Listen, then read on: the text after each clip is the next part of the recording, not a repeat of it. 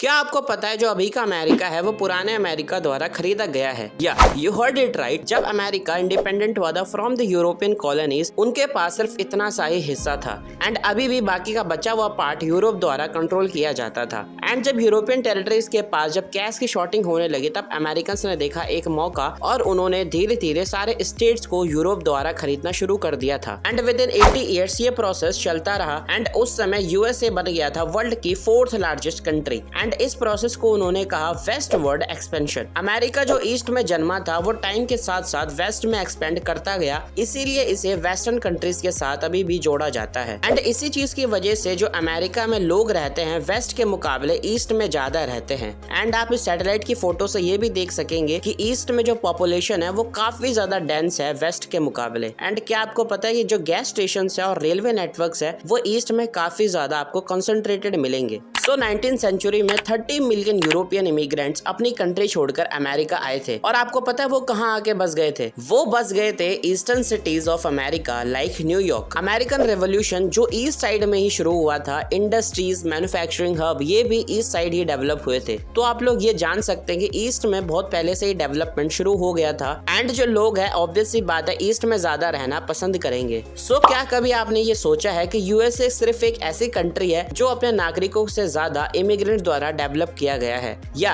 Remember 19th century of Europeans, American revolution and इसके बाद जब यूएसए धीरे धीरे सेक्टर्स लाइक आईटी, लॉजिस्टिक्स इन सब में महारत हासिल करने लगा, तो उसका सबसे ज्यादा इम्पैक्ट जो पड़ा था वो पड़ा था इंडियंस के ऊपर। And according to a survey which is conducted in 2017 and 2021, 42% Indian population की फर्स्ट चॉइस थी यूएसए आफ्टर इंडिया। एंड इसी सर्वे से ये भी पता चला कि दूसरे नंबर पे आता है कनाडा और यहीं तीसरे नंबर पे आता है ऑस्ट्रेलिया। अच्छा, अगर आप यही वाला मैप गौर से देखोगे तो आप यहाँ पे एक लाइन देखोगे जो अमेरिका को 2 हिस्सों में डिवाइड करती है। लेकिन ऐसा क्यों है? इसी लाइन को कहा जाता है मेरिडियन 100 वेस्ट क्लाइमेटिक बाउंड्री। सो इसी चीज को जानने के लिए हम लोगों को देखना पड़ेगा अमेरिका का ज्योग्राफिकल रीजन। अमेरिका घिरा हुआ है 3 ओशन से, by the way 2 oceans and 1 gulf. 2 oceans यहाँ पे हैं, अटलांटिक ओशन और पैसिफिक ओशन, एंड 1 गल्फ जो कि है गल्फ ऑफ मैक्सिको। अब जो पैसिफिक ओशन की तरफ से जो मॉनसून विंड्स आती है उनको ब्लॉक कर देता है Rocky mountains. And for your kind information, Rocky mountain world की हाईएस्ट माउंटेन रेंजेस में से एक है। एंड यही लंबा चौड़ा रॉकी माउंटेन पैसिफिक ओशन से आने वाले मॉनसून विंड्स को ब्लॉक कर देता है। एंड जिसकी वजह से रॉकी माउंटेन्स का जो वेस्ट वाला हिस्सा है वहाँ पे दबा के बारिश होती है, एंड इसका जो ईस्ट वाला हिस्सा है वहाँ पे काफी ज्यादा ड्रॉट जैसे हालात हो जाते हैं।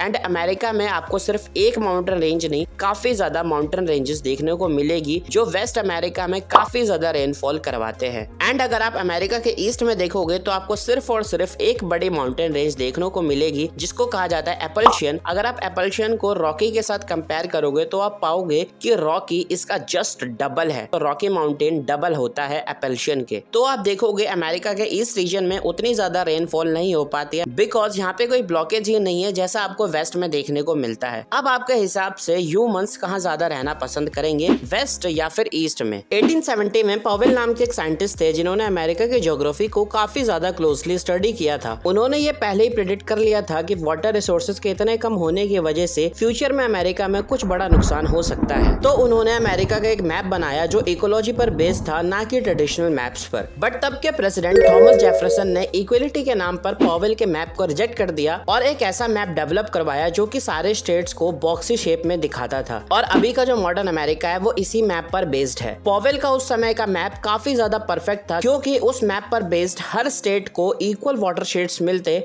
जिसकी वजह से वाटर के नाम पर कोई डिस्प्यूट ना होता। सो क्या आप जानते कि 2007 से अमेरिका में काफी ज्यादा वेस्ट ड्रॉट चल रहा है जिसका सॉल्यूशन अब तक अमेरिका ढूंढ नहीं पाया है। ईस्ट में वाटर बॉडीज का फ्लो काफी ज्यादा है as compared with west. West में काफी ज्यादा हाई टेम्परेचर है, वाइल्ड फायर देखने को मिलते हैं, लो रेनफॉल्स देखा जाता है। और इसी के साथ साथ वेस्ट अमेरिका की लाइफलाइन कोलोराडो रिवर जो कि 40 मिलियन लोगों को वाटर की नीड पूरी करता था, वो आज बिल्कुल ड्राई हो चुका है। और अभी की करंट सिचुएशन अमेरिका में तो ये है कि अमेरिका वाटर इश्यूज के चलते 2 हिस्सों में डिवाइड हो चुका है, एक ईस्ट अमेरिका और एक वेस्ट अमेरिका। एंड यहाँ पे हम सिर्फ अमेरिका की बात क्यों करें, दुनिया में कोई सा भी आप देश उठा करके देख लीजिए, वहाँ पे आपको वाटर के चलते फाइट जरूर देखने को मिलेगी। और इस वाटर प्रॉब्लम ने किसी भी कंट्री को छोड़ा नहीं है। तो दोस्तों, आपके हिसाब से क्या हिंदुस्तान में भी यही सेम प्रॉब्लम है वाटर शेड्स की? अगर है तो आप कमेंट सेक्शन में बता सकते हैं।